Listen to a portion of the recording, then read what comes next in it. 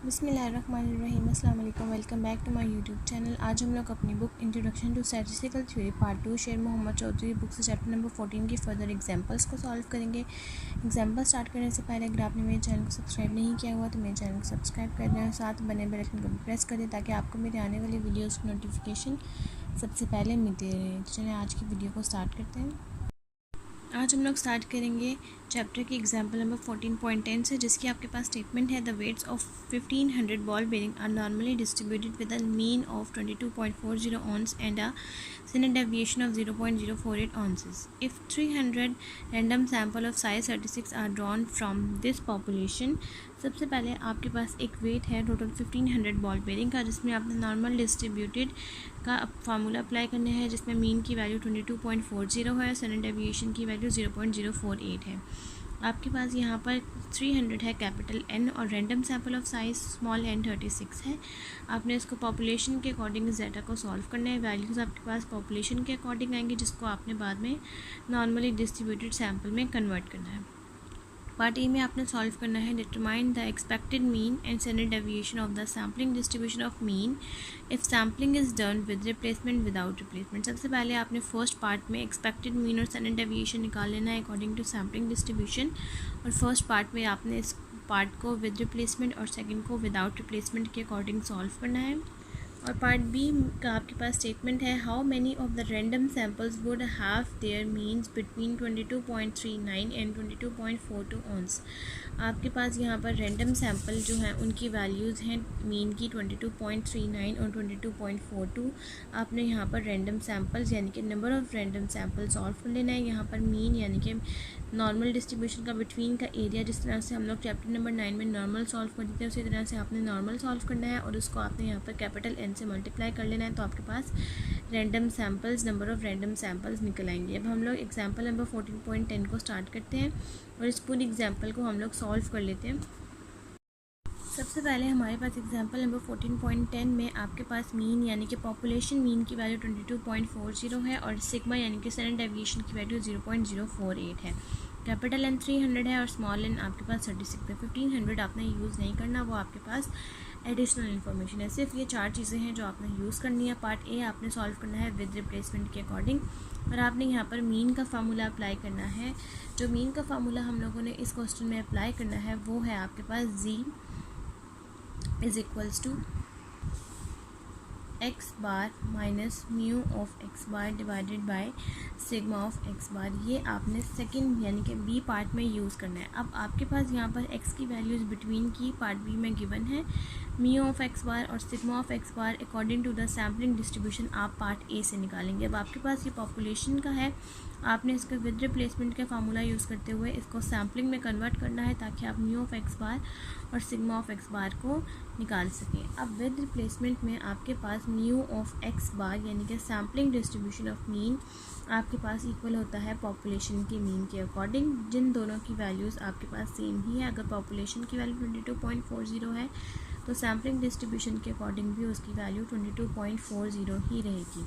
और आपके पास with replacement में अकॉर्डिंग, जैसा कि हम लोगों ने एग्जांपल नंबर 14.9 सॉल्व की थी, आपके पास sampling distribution of standard deviation वो आपके पास सिग्मा ऑफ एक्स बार जो इक्वल होता है वो होता है sigma divided by under root N के। अब यहाँ पर आपने सिग्मा की वैल्यू वो अप्लाई करनी है जो पॉपुलेशन की है, जो आपको क्वेश्चन में गिवन है, जो कि है 0.048, और अंडर रूट एन यहाँ पर आ जाएगा अंडर रूट 36। अब आपने इसको सॉल्व करना है और आपके पास यहाँ पर सिग्मा ऑफ एक्स बार यानी कि sampling distribution of standard deviation का आंसर आ जाएगा, जो कि आपके पास इसको सॉल्व करने से आ जाएगा 0.008। ये आपके पास म्यू ऑफ एक्स बार और सिग्मा ऑफ एक्स बार निकल आया। अब हमने ये देखना है कि हम लोगों के पास जो पार्ट ए में म्यू ऑफ एक्स बार और सिग्मा ऑफ एक्स बार दो मेथड से आएंगे, number 1 with replacement, number 2 without replacement, वो दोनों केसेस में सेम हैं या नहीं। आपके पास दोनों केसेस में वो सेम ही होंगे। अब सेकेंड पार्ट आपने सॉल्व करना है विदाउट रिप्लेसमेंट के अकॉर्डिंग, जिसकी शॉर्ट फॉर्म मैं आपको लिख देती हूँ यहाँ पर WOR stands for without replacement. अब विदाउट रिप्लेसमेंट का हम लोगों ने फार्मूला यानी कि जो हमने वेरिफिकेशन की थी वो आपके पास एग्जाम्पल नंबर 14.8 में मेंशन है, और विद रिप्लेसमेंट की आपके पास एग्जाम्पल नंबर 14.9 में मेंशन थी, जो कि हम लोगों ने वेरिफिकेशन की थी। वही आपके पास विद रिप्लेसमेंट का फार्मूला बनता है, और विदाउट का एग्जाम्पल नंबर 14.8 में है। दोनों केसेस में विद और विदाउट में आपके पास sampling distribution of mean same ही रहता है, जो कि इक्वल होता है पॉपुलेशन ऑफ मीन के, जो कि है 22.40।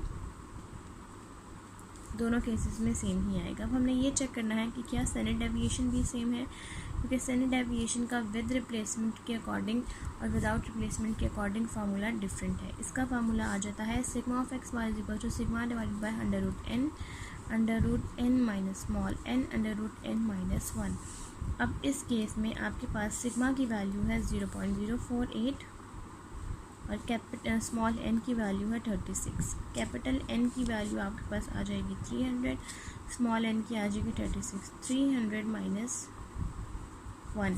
अब आप इसको भी जब सॉल्व करेंगे तो आपके पास यहाँ पर सिग्मा ऑफ एक्स बार का आंसर आ जाएगा 0.079, that is approximately equals to 0.008, जो कि दोनों केसेस में आपके पास sampling distribution of mean with replacement and sampling distribution of mean without replacement दोनों में सेम है, और स्टैंडर्ड डेविएशन भी दोनों केसेस में आपके पास सेम ही है।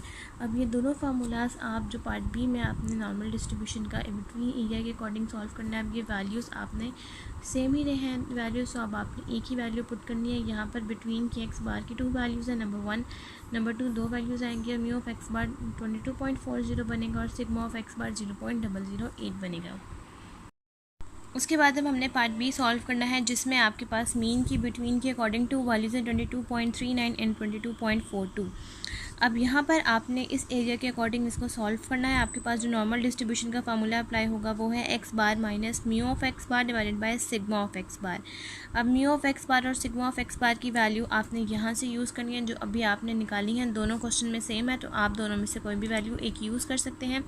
म्यू ऑफ एक्स बार की आ जाएगी 22.40 और सिग्मा ऑफ एक्स बार की 0.002। और सबसे पहले एक्स बार की आपके पास जिस तरह से हमने पार्ट 1 के चैप्टर 9 में किया था, उसी तरह से हम यहाँ पर करेंगे। नंबर 1 एक्स बार की फर्स्ट ये वैल्यू पुट करेंगे इस साइड पर, लेफ्ट साइड पर, जो कि आ जाएगा 22.39, जिसमें से म्यू ऑफ एक्स बार को माइनस करेंगे, डिवाइड कर देंगे 0.008 को।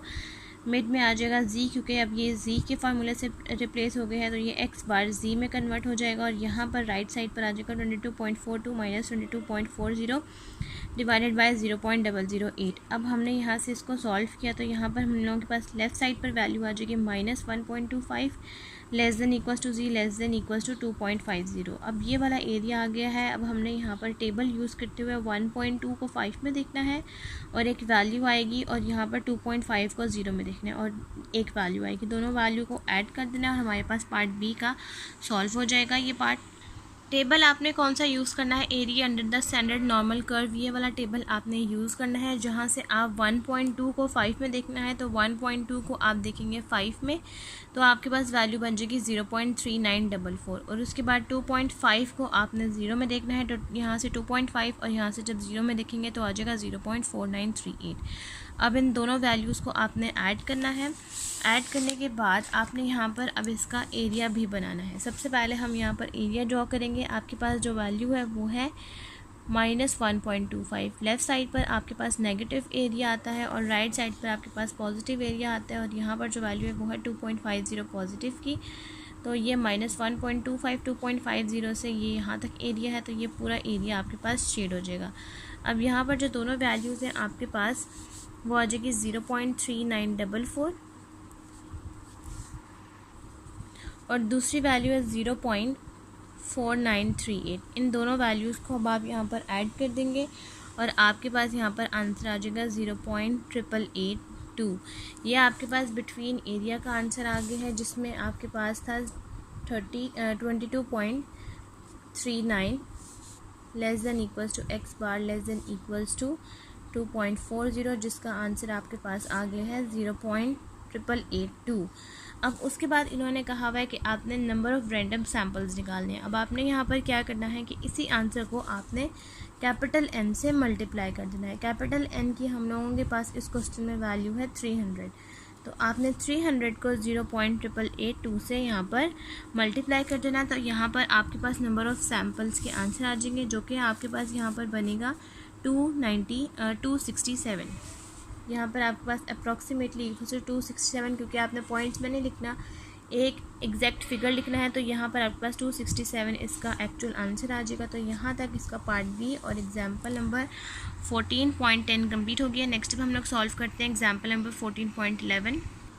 एग्जाम्पल नंबर 14.11 की आपके पास स्टेटमेंट है, a construction company has 310 employees who have an average annual salary of ₹24,000. The standard deviation of annual salaries is ₹5,000. In a random sample of 100 employees, what is the probability that the average salary will exceed ₹24,500? अब इस question के according आपके पास 310 जो है वो capital N बन जाएगा, 24,000 average यानी कि मीन बन जाएगा, म्यू आ जाएगा, और स्टैंडर्ड डेविएशन यानी कि सिग्मा की वैल्यू 5000 आ जाएगी। रैंडम सैम्पल यानी कि स्मॉल एन आपके पास 100 हो जाएगा। आपने यहाँ पर प्रॉबिलिटी सॉल्व करनी है। एवरेज सैलरी एक्सीड है तो यहाँ पर ग्रेटर देन का साइन यूज़ होगा, और 24,500 के अकॉर्डिंग आपने इस क्वेश्चन को सॉल्व करना है। और इन वैल्यूज़ के आपके पास जो गिवन है वो पॉपुलेशन की है, आप इनको सैम्पलिंग में कन्वर्ट करना है। अब हम लोग एग्जाम्पल नंबर 14.11 को स्टार्ट करते हैं और इस पूरे एग्जाम्पल को हम लोग सॉल्व कर लेते हैं। अब इस क्वेश्चन में हम लोगों के पास ये डाटा गिवन है और हम लोगों ने probability of x bar greater than 24,500 solve करना है। अब ये वैल्यूज़ हमारे पास पॉपुलेशन की हैं और हमने इसको सैम्पलिंग में कन्वर्ट करना है। अब पिछले वाले मेथड में इन्होंने हमें खुद मेंशन किया था कि फ़र्स्ट आपने विद रिप्लेसमेंट से और सेकंड आपने विदाउट रिप्लेसमेंट से करना है। तो यहाँ पर हमें इन्होंने मेंशन नहीं किया कि आपने जो सैम्पलिंग डिस्ट्रीब्यूशन में कन्वर्ट करना है वो किस मेथड से करना है। आपने एक चीज़ हमेशा याद रखनी है कि जब भी आप विद रिप्लेसमेंट करेंगे तो विद रिप्लेसमेंट में आपके पास कैपिटल N यूज़ नहीं होता, और विदाउट रिप्लेसमेंट में आपके पास फार्मूले में कैपिटल N यूज़ होता है। तो यहाँ पर भी आपके पास कैपिटल N गिवन है, तो इसका मतलब है कि यहाँ पर आपने विदाउट रिप्लेसमेंट का केस अप्लाई करना है। विदाउट रिप्लेसमेंट के केस में आपके पास sampling distribution of mean equal होता है पॉपुलेशन के मीन के, जो कि दोनों में सेम रहेगा, जो कि आ जाएगा 24,000। और sampling distribution of standard deviation आप लोगों के पास इक्वल होता है सिग्मा बाय √n। तो यहाँ पर आपके पास सिग्मा की वैल्यू है 5000 और कैपिटल स्मॉल n आपके पास है 100। तो यहाँ पर आपके पास सिग्मा ऑफ x बार का आंसर आ जाएगा। विदाउट रिप्लेसमेंट है तो इसके आगे आप capital N minus small n और कैपिटल N माइनस 1 भी यूज़ करेंगे। यहाँ पर आ जाएगा कैपिटल N के according value 310 minus small n की वैल्यू है आपके पास 100। उसके बाद नीचे आ जाएगा आपके पास कैपिटल N 310 माइनस 1। जब आप इस पूरे फॉर्मूले को सॉल्व करेंगे तो यहाँ पर आपके पास सिग्मा ऑफ x बार का आंसर आ जाएगा 410। आपके पास म्यू का आंसर आ जाएगा 24,000 और सिग्मा ऑफ x बार का आ जाएगा 410। जबकि विद रिप्लेसमेंट के केस में आपके पास जो फार्मूला होता है उसमें कैपिटल N यूज़ नहीं होता, लेकिन विदाउट में होता है। तो जब भी आपके पास क्वेश्चन में N कैपिटल N गिवन हो तो इसका मतलब है मेंशन ना हो तो आपने विदाउट रिप्लेसमेंट यूज़ करना है, और अगर कैपिटल N गिवन ना हो तो आपने विद रिप्लेसमेंट यूज़ करना है। ये इसकी एक निशानी है जो कि आप लोगों ने याद रखनी है। अब यहाँ पर हम लोगों के पास कैपिटल N गिवन था तो यहाँ पर आपने विदाउट अप्लाई करना है, जिसका फार्मूला आपके पास स्टैंडर्ड डेविएशन के अकॉर्डिंग ये बनता है। अब दोनों वैल्यूज़ आ गई हैं। अब हम लोगों ने यहाँ पर Z का फार्मूला अप्लाई करना है ताकि हम ये एरिया फाइंड आउट कर सकें, जो कि है x bar minus mu of x bar divided by sigma of x बार। अब यहाँ पर आपके पास x बार की वैल्यू गिवन है जो कि है 24,500। म्यू ऑफ x बार की वैल्यू हमारे पास आ चुकी है जो कि है 24,000, और सिग्मा ऑफ x बार अभी आपने सॉल्व किया जिसकी वैल्यू है आपके पास 410। ये वैल्यूज़ हैं। यहाँ से अब आपने यहाँ से z की वैल्यू को सॉल्व करना है और यहाँ पर आपके पास z की वैल्यू आ जाएगी। यहाँ पर आपके पास वैल्यू आ जाएगी z की 1.21।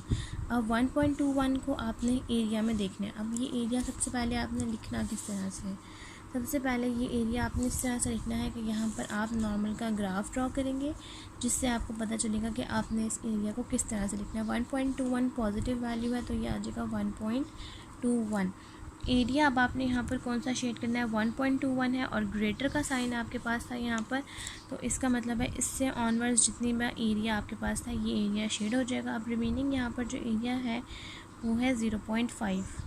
तो यहाँ पर आप यहाँ पर लिखेंगे probability z is greater than 1.21, जो आपके पास वैल्यू बनी है उसको आपने लिखना है 0.5 माइनस प्रोबेबिलिटी 0 से लेकर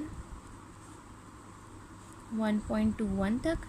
अब यहाँ पर आपने ज़ीरो से लेकर 1.21 के एरिया लिखना है, तो यहाँ पर 1.2 को आप 1 में देखेंगे और जो भी वैल्यू आपके पास यहाँ बनेगी उसमें से 0.5 को आप यहाँ पर माइनस कर देंगे। तो आपके पास जो एक्चुअल क्वेश्चन है प्रोबेबिलिटी x बार 24,500, उसका आपके पास यहाँ पर आंसर आ जाएगा। अब हमने उसी तरह से 1.2 को देखना है 1 में, क्योंकि हमारे पास वैल्यू 1.21 है, तो यहाँ से 1.2 को जब आप 1 में देखेंगे तो आंसर आएगा 0.3869। अब 0.3869 को 0.5 में से माइनस कर देंगे और हमारे पास आंसर आ जाएगा।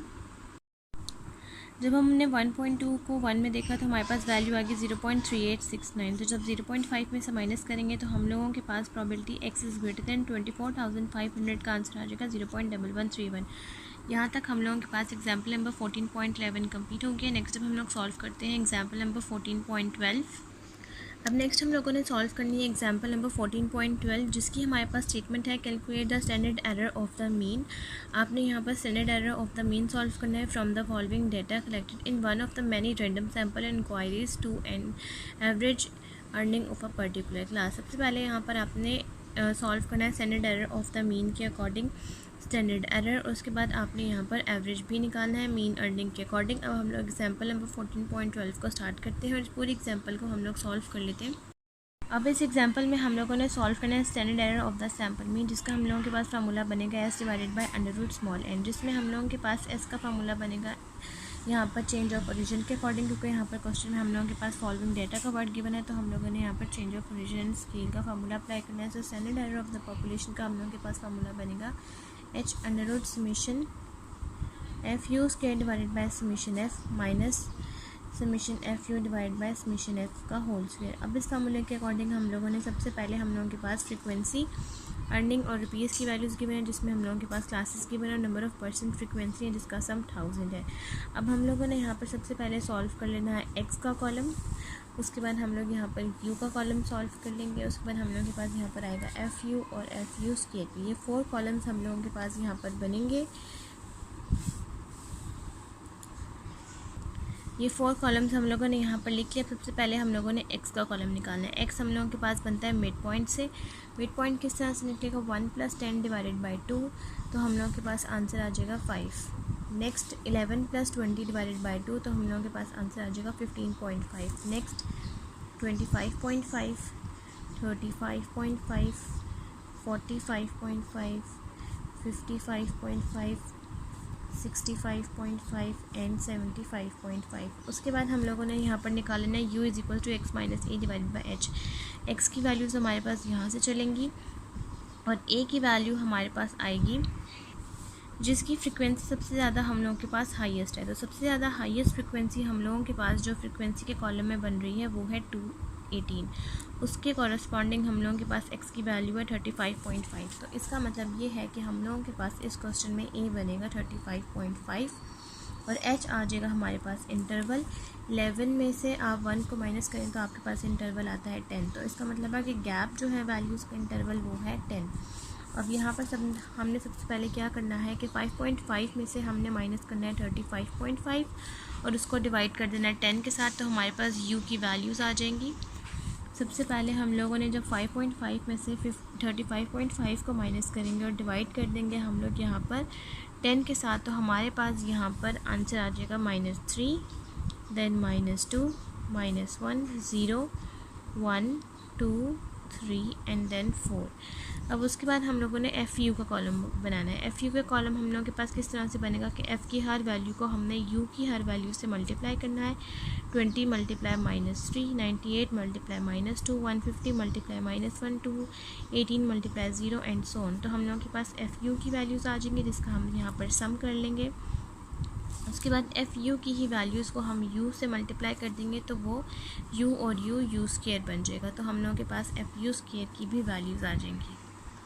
अब हम लोगों ने ये दोनों कॉलम सॉल्व कर लिए हैं। ये दोनों कॉलम्स एफ़ यू का हम लोगों के पास सम आ रहा है 612 और एफ़ यू स्क्वायर का आ रहा है 3208। अब यहाँ पर सबसे पहले हम लोगों ने एवरेज भी निकालना है। तो एवरेज हम लोगों के पास चेंज ऑफ ओरिजिन और स्केल के अकॉर्डिंग फार्मूला हम लोगों के पास आता है a + summation F U divided by summation F multiply by H. तो एक्स बार का हम लोगों के पास ए की वैल्यू हम लोगों के पास यहाँ बनेगी 35.5। समेशन एफ यू की वैल्यू हम लोगों के पास बनी है 6.2। समेशन एफ है हम लोगों के पास 1000 और इसको हम मल्टीप्लाई कर देंगे 10 के साथ, तो हमारे पास यहाँ एक्स बार की वैल्यू आ जाएगी जो कि हम लोगों के पास आ जाएगी 41.62। और आगे आप इसका यूनिट मेंशन कर देंगे जो कि है अर्निंग्स के अकॉर्डिंग रुपीज़। यहाँ पर एक्स बार अब हमने सॉल्व कर लिया। अब हम लोगों ने पॉपुलेशन के अकॉर्डिंग स्टैंडर्ड डेविएशन सॉल्व करना है, जिसमें हम लोगों के पास यहाँ पर एच की वैल्यू है 10, under root summation f u square की वैल्यू आ जाएगी 3208 डिवाइडेड बाई 1000 माइनस यहाँ पर अब आप लोगों ने समेशन एफ यू की वैल्यू पुट करनी है जो कि 612 डिवाइडेड बाई 1000 और इसका आप स्क्वायर करेंगे तो आपके पास यहाँ पर एस का आंसर आ जाएगा। एस का हम लोगों के पास आंसर आ जाएगा 16.83 और इसका आप आगे यूनिट मेंशन कर देंगे जो कि है रुपीज़। उसके बाद अब आपने एस की ही वैल्यू को standard error of the mean के फार्मूले में पुट कर देनी है। तो यहाँ पर आपके पास जो एस है जिसकी वैल्यू है 16.83 और एन आपके पास समेशन एफ बनेगा, n is equals to summation f that is 1000। अब आप इसको 1000 से डिवाइड कर देंगे तो आपके पास standard error of the sample mean का आंसर आ जाएगा जो कि आप लोगों के पास यहाँ पर आ जाएगा। यहाँ पर इसका अंडर रूट भी है तो ये आपके पास इसका आंसर आ जाएगा 0.53।